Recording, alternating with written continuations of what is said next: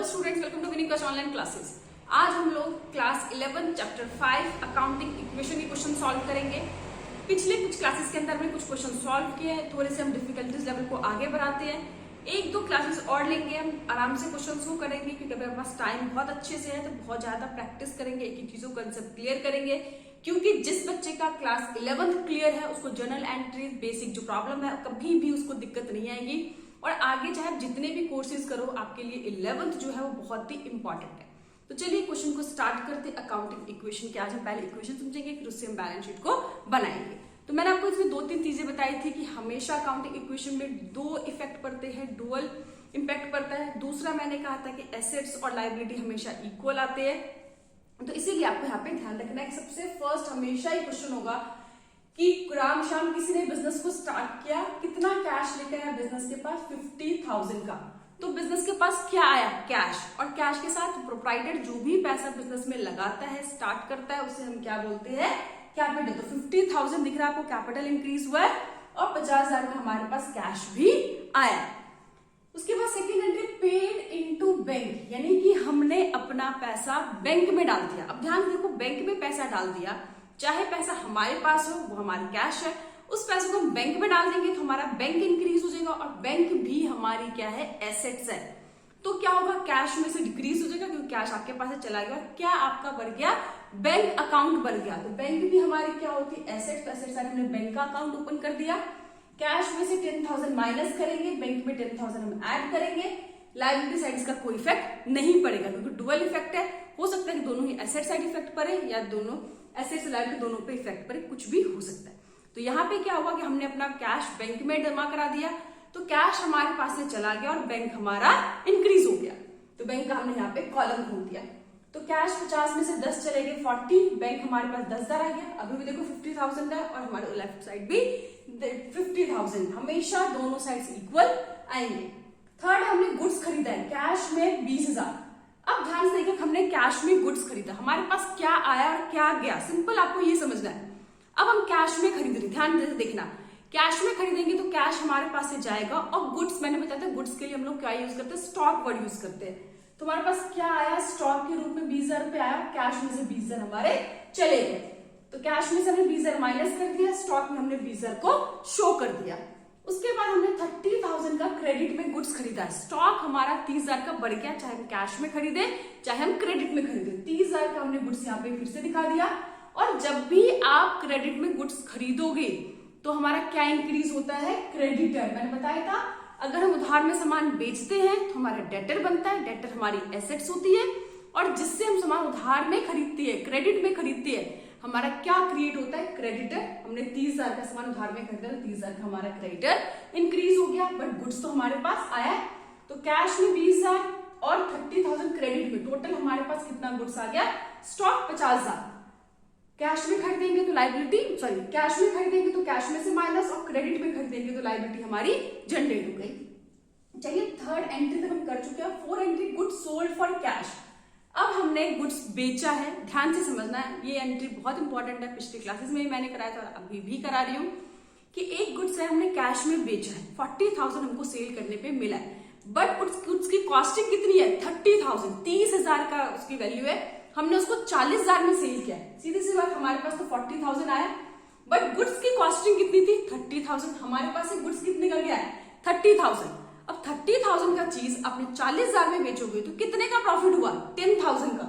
जो प्रॉफिट होता है वो कैपिटल में हम ऐड कर देते हैं और लॉस होता है तो कैपिटल में से ही माइनस करते हैं। यहाँ पे हमें प्रॉफिट हुआ है 10,000 रुपए का। तो हमारे पास कैश आया, हमने कैश में ऐड कर दिया, 60 आ गया। गुड्स हमारे पास से 30,000 के चले गए, माइनस कर दिया, 10,000 का जो प्रॉफिट है वो हमने कैपिटल में ऐड करके दिखा दिया।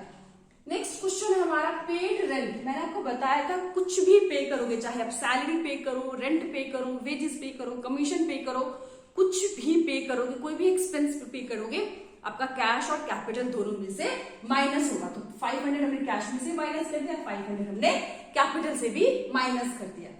नेक्स्ट है आउटस्टैंडिंग। आउटस्टैंडिंग भी मैंने बताया था क्या मतलब होता है कि जिसको हम बोलते हैं ड्यू बट नॉट पेड। देना है बट अभी तक हमने नहीं दिया। नहीं दिया यानी कि देना तो है, तो क्या करेंगे? अभी हमने दिया नहीं है तो कैश पे तो कोई इफेक्ट नहीं पड़ेगा। मैंने बताया था देना है लेकिन दिया नहीं है, तो हमारे लिए क्या हो जाएगी लायबिलिटी। आउटस्टैंडिंग एक्सपेंस का कॉलम खोल के हमने 100 रुपीज दिखा दिया और कैपिटल आपकी 100 रुपए से डिक्रीज हो जाएगी। ये आपको याद रखना है, समझना है कि जब भी आपका आउटस्टैंडिंग एक्सपेंस दे रखा होगा तो आपका क्या होगा, लायबिलिटी में आउटस्टैंडिंग का कॉलम होगा और कैपिटल में से क्या करना है माइनस एसेट साइड। इस एंट्री का कोई इफेक्ट नहीं पड़ा क्योंकि अभी हमने इसको पे नहीं किया है। ओके, नाउ नेक्स्ट है कि हमने फर्नीचर खरीदा है 5000 रुपए का, उधार में खरीदा है, क्रेडिट में खरीदा है, ठीक है क्रेडिट में खरीदा है, बट फर्नीचर तो हमारे पास आया। फर्नीचर क्या है हमारी एसेट्स, तो एसेट साइड हमने फर्नीचर का कॉलम खोल दिया, हमने 5000 का फर्नीचर यहाँ पे दिखा दिया, बट हमने क्रेडिट में खरीदा है। ध्यान रखना, अगर कैश में खरीदते तो कैश में से माइनस होगा, क्रेडिट में खरीदेंगे हमारा क्रेडिटर क्रिएट हो जाएगा। तो पहले से 30,000 का क्रेडिटर था, 5,000 का हमने और फर्नीचर क्रेडिट में बाय कर लिया, तो 5,000 हमारा क्रेडिटर इंक्रीज हो गया, ठीक है। नेक्स्ट एंट्री है हमने फ्रिज खरीदा पर्सनल यूज के लिए। ध्यान रखो, चाहे आप फ्रिज खरीदो, टीवी खरीदो, मोटरसाइकिल खरीदो, कुछ भी खरीदो, बट अगर वो पर्सनल यूज के लिए है तो बिजनेस के लिए वो केवल और केवल ड्राइंग है, ठीक है। हम उसे कैश और कैपिटल में से माइनस करेंगे। लेकिन यही फ्रिज अगर हमने बिजनेस के लिए खरीदा होता तो यहाँ पे फ्रिज का भी कॉलम बन जाता जैसे हमने फर्नीचर का क्रिएट किया, क्योंकि बिजनेस के पास अभी ऊपर देखा आपने, जब हमने फर्नीचर खरीदा है तो हमने फर्नीचर के यहाँ पे कॉलम बनाया, बट मोटरसाइकिल सॉरी जो फ्रिज खरीद रही है फ्रिज का कॉलम नहीं बनाएंगे क्योंकि प्रोप्राइटर पर्सनल यूज के लिए खरीद रहा है। पर्सनल यूज के लिए वो कुछ भी खरीदे, बिजनेस के लिए वो सिंपल वर्ड्स में ड्राइंग है जिसे हमें क्या करना है कैश में से और कैपिटल में से क्या करना है माइनस करना है। ध्यान रखना, उसका एसेट्स का अकाउंट नहीं ओपन करेंगे क्योंकि बिजनेस की एसेट्स इंक्रीज नहीं हुई है, ठीक है। अगर बिजनेस के लिए होता तो यहाँ पे उसका कॉलम बनाते, बट पर्सनल यूज के लिए कुछ भी खरीदे वो हम उसे ड्राइंग ट्रीट करेंगे। बिजनेस के पास से पैसा गया, कैश और कैपिटल में से सिंपल माइनस करना है। नेक्स्ट है परचेज मोटरसाइकिल फॉर कैश। अब देखो यहाँ पे मोटरसाइकिल खरीदा गया है, यहाँ पे पर्सनल यूज वर्ड यूज नहीं है, तो इसका मतलब है कि बिजनेस के पास मोटरसाइकिल आया, हमने मोटरसाइकिल का क्या करा अकाउंट ओपन कर दिया, 20,000 रुपए का देखो हमने मोटरसाइकिल खरीदा और कैश में ही खरीदा है, तो आपके पास से क्या गया 20,000 का कैश चला गया, कैश में से माइनस और मोटरसाइकिल का कॉलम हमने दिखा दिया। तो टोटल आपके पास जो एसेट्स है कैश 34,500 का है, बैंक आपके पास 10,000 रुपए का है, स्टॉक आपके पास 20,000 का, फर्नीचर 5,000 का और मोटरसाइकिल आपके पास कितने 20,000 का है। तो इन सारे एसेट्स को ऐड करके 89,500 आ रहा है।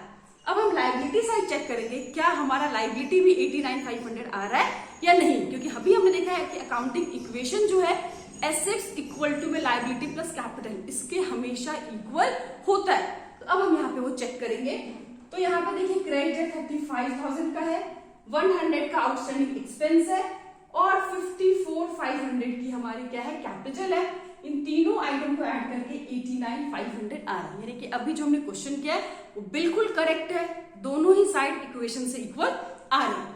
अब इसी इक्वेशन से हम क्या बनाएंगे बैलेंस शीट यहाँ पे बनाएंगे। तो यहाँ पे देखिए सबसे पहले यहाँ पे फॉर्मेट आपको दिख रहा है asset side right hand side पे, liability side left hand side पे। तो एसेट्स में सबसे पहले क्या है आपके पास कैश 34,500 का, बैंक जो फाइनल अमाउंट है 10,000 का वो दिखाते हैं, स्टॉक 20,000 का, फर्नीचर 5,000 का और मोटरसाइकिल 20,000 का। सारे एसेट्स हमने एसेट्स के कॉलम में दिखा दिए, ऐड कर दिया 89,500 सम ऑफ आर। उसी तरह से लायबिलिटी साइड पे भी दिखाएंगे, जितनी भी लायबिलिटीज है हमारे पास सबसे पहले कैपिटल 54,500 का, ठीक है 54,400 का है। उसके बाद हमारा आउटस्टैंडिंग एक्सपेंस 100 रुपीज का है और क्रेडिट 35 का है। तो तीनों को ऐड करके भी 89,500 हमारा आ रहा है। तो यहाँ पे हमने अकाउंटिंग इक्वेशन सॉल्व किया है, फिर उसी को हमने बैलेंस शीट के फॉर्मेट में दिखाया और दोनों साइड हमारा आंसर क्या है बिल्कुल करेक्ट आ रहा है। तो इसका मतलब है कि हमने जो भी क्वेश्चन सॉल्व किया है वो बिल्कुल हमारे करेक्ट है, किसी तरह की कोई गलती या मिस्टेक नहीं है। बाकी आप लोग अपनी बुक में से और भी इस तरह के क्वेश्चंस की प्रैक्टिस करते रहिए। कुछ भी अगर आपको एंट्रीज में प्रॉब्लम आती है तो आप लोग मुझे कमेंट करके बता सकते हैं, जिसके ऊपर में सेपरेट एक वीडियो बना के आप लोगों के जो भी प्रॉब्लम्स होंगे उसको हम सॉल्व कर देंगे। इस तरह की कोई भी दिक्कत के लिए कमेंट आप मुझे कर सकते हैं। Thank you.